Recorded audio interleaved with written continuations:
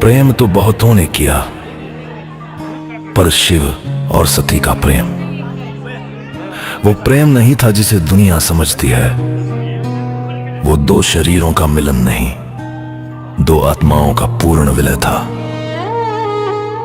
और जब सती ने खुद को अग्नि में आहूत किया तो यह सिर्फ एक बलिदान नहीं था, यह मैं का अंत था।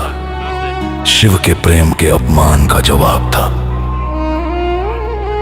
पूरी सृष्टि थर्रा उठी थी, और जिस शिव ने कभी मृत्यु को भी खेल समझा, उसने पहली बार विरह का दर्द जाना। जिसके लिए पूरा ब्रह्मांड एक खिलौना था, उसने अपनी सती को उठाने के लिए पूरा जीवन दांव पर लगा दिया।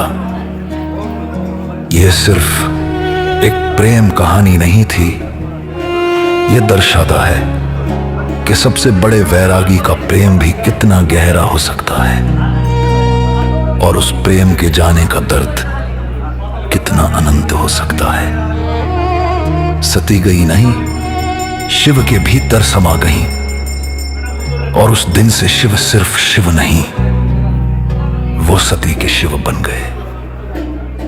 प्रपंग सृष्टुन्मुखलास्य काय नमः शिवाय च नमः शिवाय।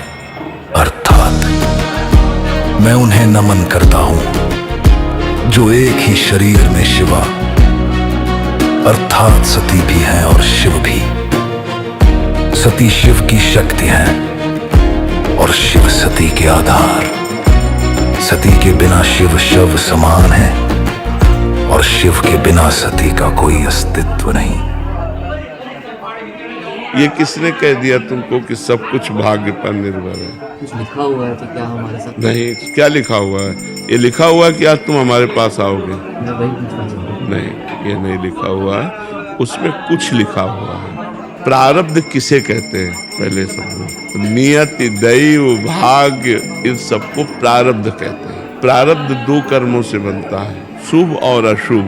शुभ माने पुण्य कर्म, अशुभ माने पाप कर्म, और दोनों का फल है। शुभ का फल है सफलता, विजय, अनुकूलता, विविध सामग्री, भोग सामग्री, और अशुभ का फल है हार, असफलता, विपत्ति, दुख, रोग, संकट, नाना प्रकार का। ये दो चीजें केवल लिखी हुई हैं। अब आप आज नया कर्म दान कर रहे हो, पुण्य कर रहे हो, तीर्थयाटन कर रहे हो, ये आपके ऊपर। मैंने नाम जब शुरू किया अभी 15 दिन पहले, तो मेरे भाग्य में लिखा था कि मैं 15 दिन नहीं, ये नहीं लिखा था, ये नहीं लिखा था। 15 दिन पहले से आपने भजन शुरू किया, ये भगवान की कृपा और आपका प्रयास। तो ये भाग्य में नहीं लिखा, ये नवीन कर्म है, ये आपका नवीन कर्म, नया कर्म है।